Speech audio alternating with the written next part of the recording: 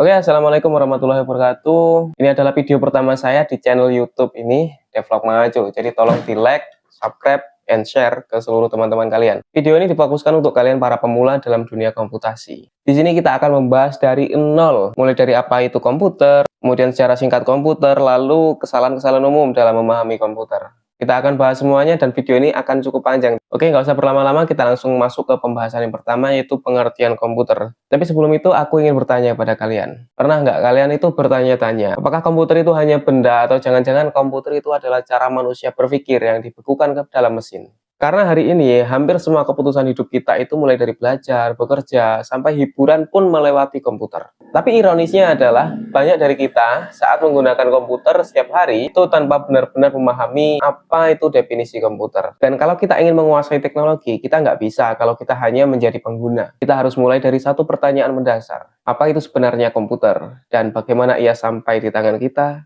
hari ini. Jadi kita akan mempelajari pengertian komputer yang benar secara konsep, bukan sekedar definisi hafalan. Kemudian kita akan membahas secara singkat komputer mulai dari saat dia menjadi alat hitung sederhana sampai dia menjadi mesin yang cerdas. Lalu pokok pembahasan yang ketiga, kita akan mempelajari tentang kesalahan-kesalahan umum dalam memahami komputer yang sering terjadi di sekolah maupun kampus. Tujuannya satu, supaya setelah melihat video ini, kamu tidak lagi melihat komputer sebagai kotak elektronik, melainkan sebagai sistem logika yang bekerja mengikuti cara manusia berpikir. Kita masuk ke pembahasan yang pertama, apa itu komputer? Secara konseptual, komputer adalah alat elektronik yang menerima input, memproses data, dan menghasilkan output berdasarkan instruksi tertentu. Perhatikan satu kata kunci tadi, instruksi. Ini memberikan pemahaman kepada kita bahwa komputer itu tidak berpikir, tapi ia menjalankan perintah. Analogi sederhananya seperti ini. Komputer itu seperti koki super cepat, tapi resepnya harus kamu tulis dengan sangat jelas. Salah satu langkah saja rasanya bisa gagal total. Karena itu komputer tidak pintar secara alami, tidak punya intuisi, tidak bisa mengira-ngira. Karena yang seharusnya pintar adalah manusia yang memberikan instruksi kepadanya. Konsepnya gini, komputer bukan tentang layar atau keyboard,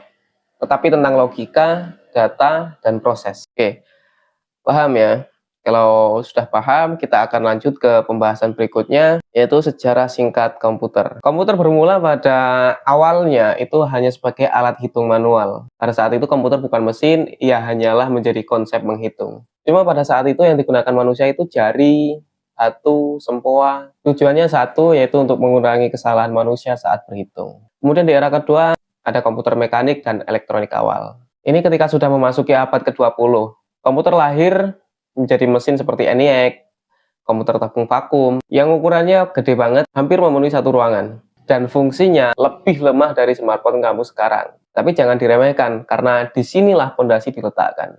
Mulai dari data, proses, dan hasil. Kemudian di era ketiga, komputer modern mulai lahir.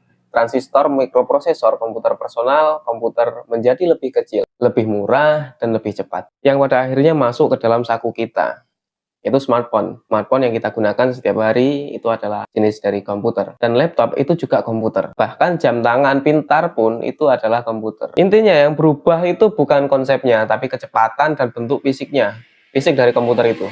Lalu masuk ke pembahasan yang ketiga, itu kesalahan-kesalahan umum yang sering dialami oleh brainware atau penggunanya. Yang pertama, kita itu sering menganggap bahwa komputer itu hanya CPU atau laptop. Padahal komputer adalah sistem dan bukan benda tunggal. Yang kedua, kita sering mengira bahwa komputer bisa salah sendiri. Padahal 90% kesalahan itu berasal dari instruksi yang salah, data yang keliru, logika yang tidak runtut. Itulah sebenarnya yang menjadi kesalahan kita. Tapi kita seringkali mengkambing hitamkan komputer. Lalu dalam memahami komputer, antara menghafal dan memahami itu adalah konsep yang berbeda. Apabila seseorang menghafal definisinya tanpa memahami prosesnya, maka akibatnya itu hanya bisa menjawab soal tapi bingung saat dimintai praktek. Karena pada dasarnya komputer itu tidak membutuhkan hafalan, tapi dia butuh pemahaman. Oke, terakhir kita rangkum semua materi yang telah kita bahas sebelumnya. Dan kita telah mempelajari bahwa komputer itu adalah alat logika, bukan makhluk cerdas. Sejarah komputer adalah sejarah usaha manusia berpikir lebih sistematis.